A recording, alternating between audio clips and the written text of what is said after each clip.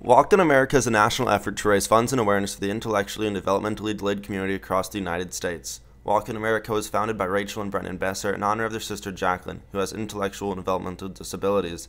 Walk in America launched when Brennan, who was a walk-on for the Duke University Blue Devils basketball team, decided to bike from Seattle to New York City in the summer of 2018 to raise awareness, funds, and host basketball clinics for communities and organizations that help the IDD community.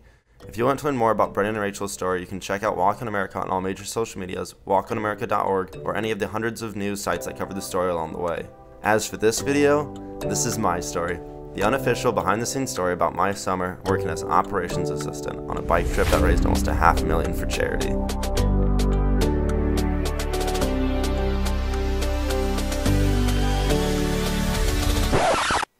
But before I go to the adventure, I just want to say that going into the summer of 2018, I actually didn't have a job lined up.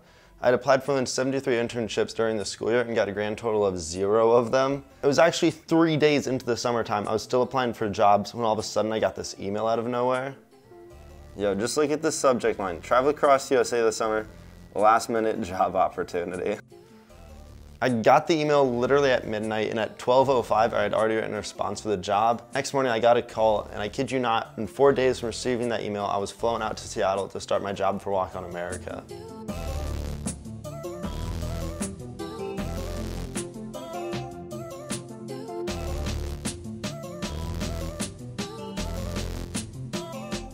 I just want to put it on the record, 75 days on the road, and that suitcase, the only thing I packed.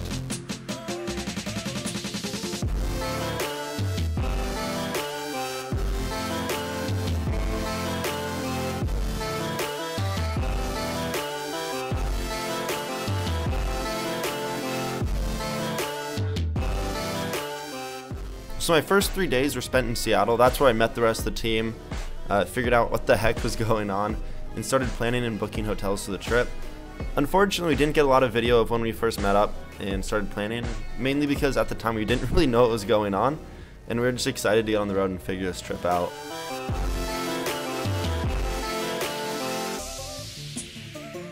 Like I mentioned earlier, a large part of the Walk in America trip and cause was hosting basketball clinics. The first clinic we ever did was actually in Seattle.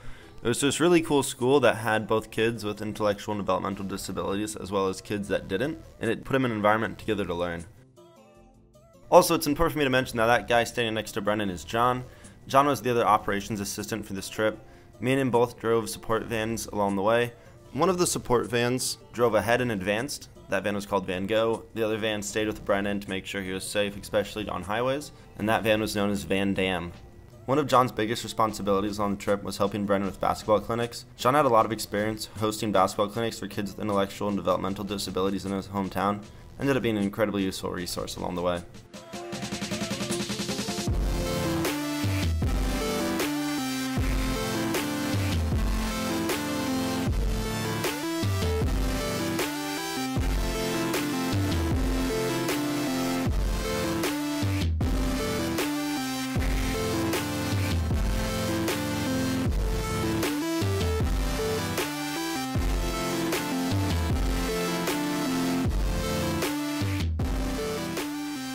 One of my favorite early stops on this trip was a small town in Washington called Skycomish. Skycomish was so small that the average graduating class size for their high school was 2. Luckily, when we were rolling through Skycomish, they were christening a brand new playground, so we got to talk to the mayor and check out the playground ourselves. One of the reasons Skycomish was particularly important to me, apart from the fact that the town was absolutely beautiful and the people there were so inviting, was the fact that they were starting a brand new venturing crew when we were there. Scouting is something that's very near and dear to my heart, and it was cool to watch a brand new venturing crew be formed, and I also got to teach the crew for their first time how to do a flag raising and flag lowering ceremony. Skycomish was really early on in the trip for us, but it felt as if it was around that point in the trip when we really started figuring out what the heck was going on. At the end of each day, we would meet up in our hotel rooms, talk about what went on, plan for the next day, and work on social media posts for the future. Also, this is Kelly. Kelly was head of operations. He wasn't always with us on the road, but he worked in an office in Chicago and would relay us logistic information and press opportunities. Look at this rain hat. While I'm introducing people, I should definitely mention Steve. Steve was a resident bike expert and professional adventurer. If there's anything that could be done on a bike, Steve had done it. Steve was absolutely hysterical, and it was awesome working with him for the first half of the trip.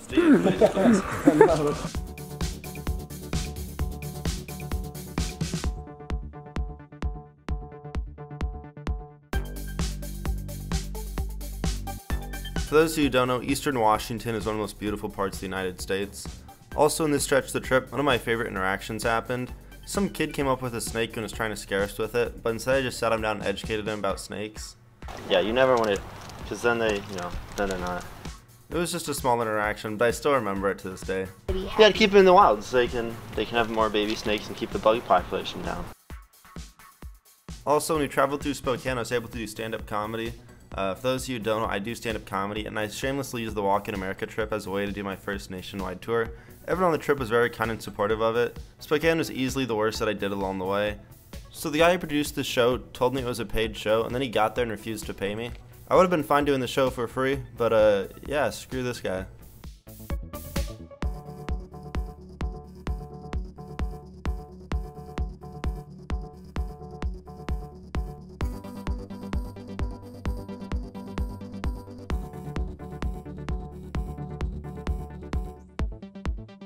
One of the more memorable dining experiences we had was at an elk lodge in Idaho. None of us had any prior relationship or knowledge of the elk lodge before this trip, but some guy we met at a hotel invited us for free food, and we weren't going to turn it down.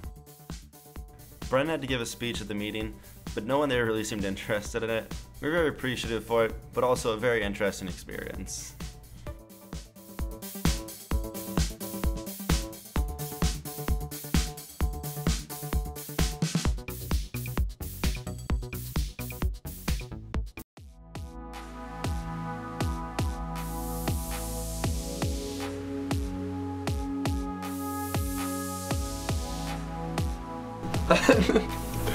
I mean, this is special. This is special. I'm so happy to share this with you guys. One of the longest stops we had on the trip was in Missoula, Montana. Unfortunately, we didn't get a lot of the stuff that wasn't directly related to the Walk in America cause on camera. However, we got to watch a roller derby, meet with the Bester family. Rachel and I witnessed a break-in and vandalism at a coffee shop, and I ran into a bunch of people from Iowa State for seemingly no reason. In this photo, there's 4 people, but we ran into more throughout the night. Also, we met up with Brennan's friend Franklin in Missoula, and he rode with us until Billings, Montana.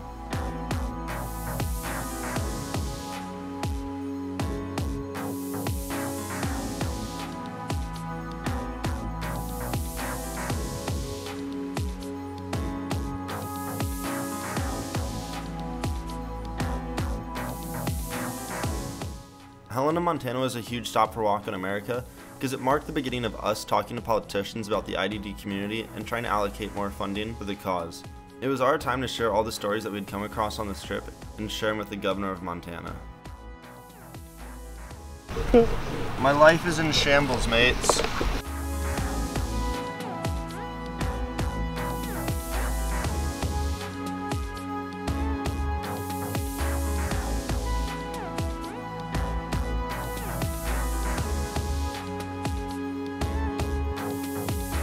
The road from Helena to Billings was very flat and windy, probably the worst weather we had on the entire trip for biking. Billings was one of the major highlights on the trip for me because I got to do 2 stand-up sets when I was there. Everyone I met in Billings was absolutely hysterical and amazing comedians. If you're watching this video and you live in Billings, Montana, go support local comedy because it's awesome there.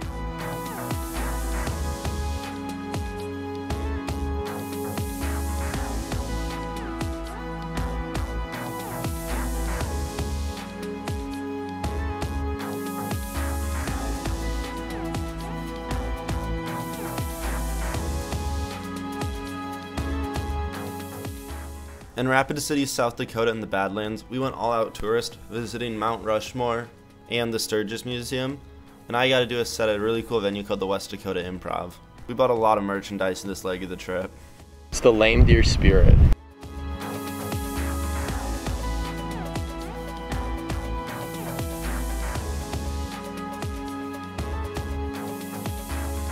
In Pierre, South Dakota, we had one of our participants sink a deep 3 at the end of a pickup game.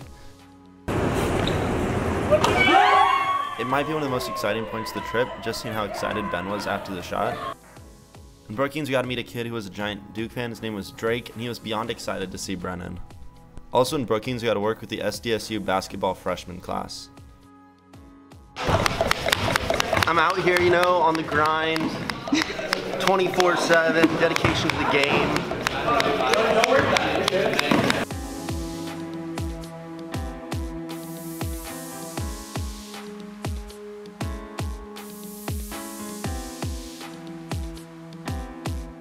This leg of the trip marked officially leaving the West and entering the Midwest, which there were surprisingly a lot of differences, expanding far beyond just geographic. Some things I noticed were roads were different, houses were different, and even the way towns were laid out was different in the Midwest in comparison to the West. One thing that made Minneapolis and the Twin Cities so noticeable, apart from just the amazing basketball clinics we did there, was we had to tour the sports medicine side of the Mayo Clinic and also visit the training facilities of the Minnesota Lynx and the Minnesota Timberwolves basketball teams. The Twin Cities were probably some of the more active stops for me doing stand-up, as I did 5 sets in the 3 nights we were there.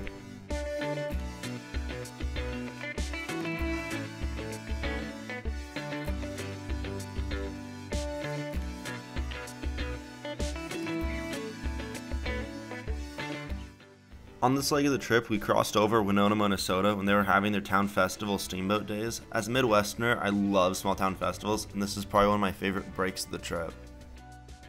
In contrast, Madison, Wisconsin was probably one of the busiest days yet on the trip, as we had to wake up early and bike to the Wiseman Clinic. The Wiseman Clinic is a clinic that does research for the IDD community and offers supports and services for the IDD community within Wisconsin.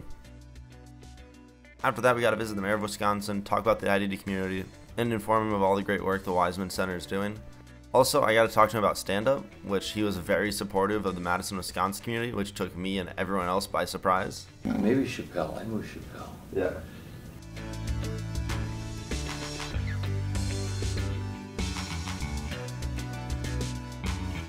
In Milwaukee, Wisconsin, Brennan had the honor of throwing the first pitch at a Brewers game, which was a really fun time seeing all the Brewers fans and getting into the game for free. Also, while we were in Milwaukee, we hosted one of our biggest clinics on the trip. It was particularly exciting because we got to meet former Duke basketball players. Most notably, Marshall Plumlee came and helped at the clinic for a while.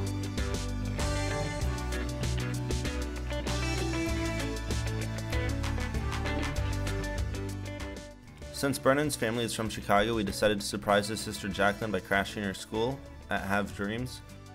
While we were in Chicago, we hosted our largest basketball clinic the entire trip at Misericordia, which is a school and home for kids with intellectual and developmental disabilities. During the clinic, we were surprised by Coach Doug Bruno of DePaul University and Coach Mike Ditka, who won a Super Bowl coaching the Chicago Bears. While we were in Chicago, I did a lot of stand-up and karaoke. I decided not to show karaoke footage to spare you the pain.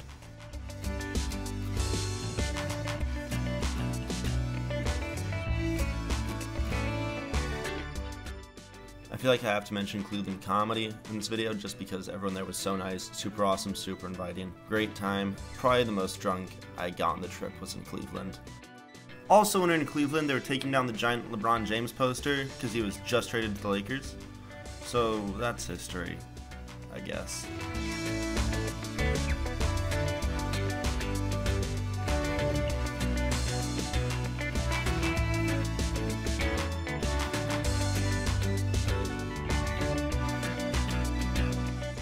First and foremost, Pittsburgh's a beautiful city and I probably should have spent more time there, but also I was very close to West Virginia where I used to work at a Boy Scout camp, so I had to go out of my way to make a trek down there to say hi to all my old friends. DM James! Unfortunately, I got a speeding ticket on my way back, which if you think about it isn't that bad, because I drove nearly the entire continental United States and only got 1 speeding ticket.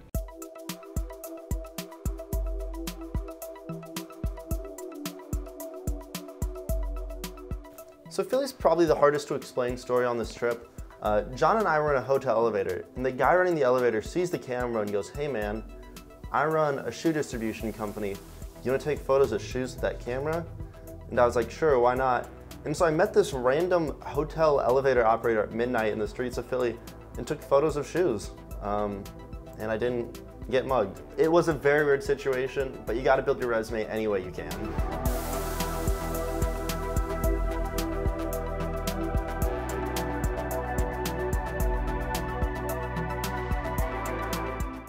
By the time we made it to DC, Walk on America had picked up a lot of national traction in media and even got the attention of Melania Trump.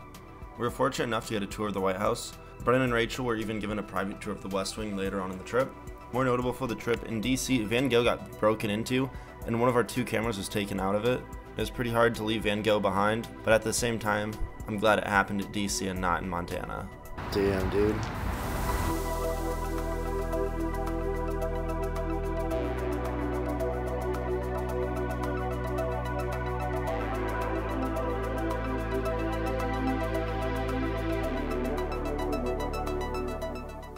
Honestly, the final day of the trip could be a whole 20-minute video within itself.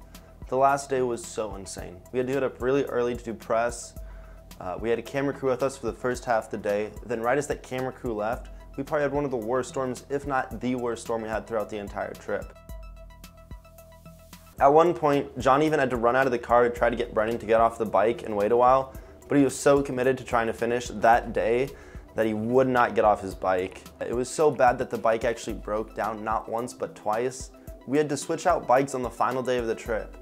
Brennan made it 99.9% of the way across the continental United States, and it wasn't until the very end of the last day that we had to use the backup bike, which was great because that validated having a backup bike, but at the same time it was unfortunate he couldn't have done the whole trip all on one bike.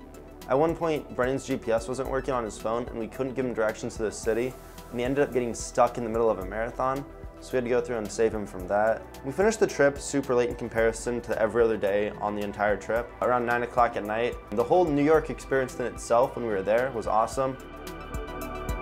Walk on America!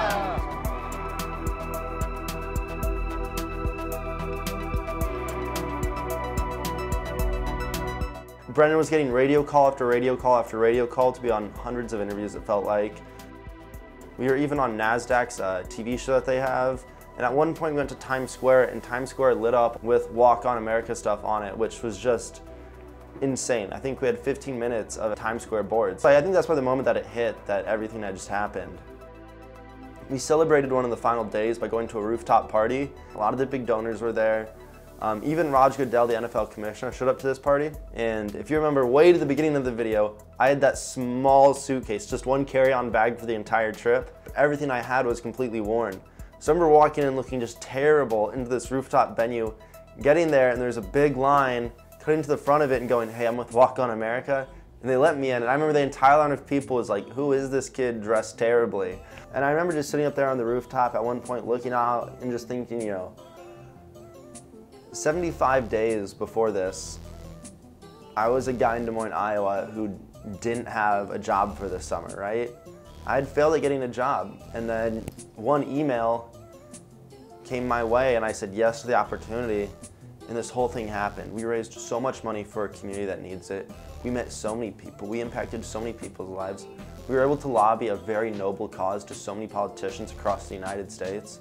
And just thinking back now of all the smiles we made happen, we made possible, and all the communities, and how much we learned and were able to move on and spread, it's really kind of hard to fathom even now. But it really is something I've been more than blessed to be a part of, and something that months later I still cannot really comprehend how crazy it was. Thank you for everyone watching this video, and just remember, in the face of any and all adversity, walk on.